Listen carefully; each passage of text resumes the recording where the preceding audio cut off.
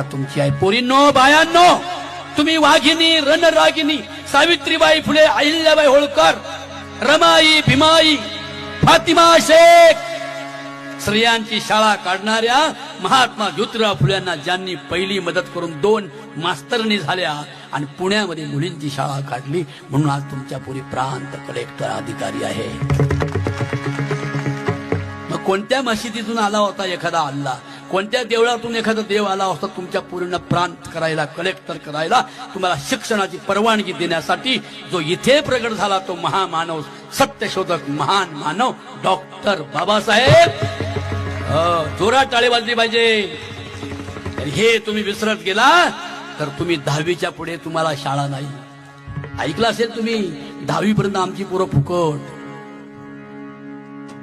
मते महाराज, 10वी पर्यंत पोराला परीक्षाच नाही, आणि 11वीला गेल्यावर आमच्या पोराला ABCD एरोप्लेन पण कळत नाही.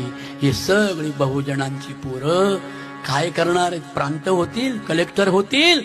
ही शिक्षणाची गंगा तरुणांनो, धार्मिक सणाचे पैसे वाचवा आणि जिल्हा परिषदेची शाळा डिजिटल करा, तर आमचा समाज खऱ्या अर्थानं पुढे उच्च मार्गाला जाणार आहे.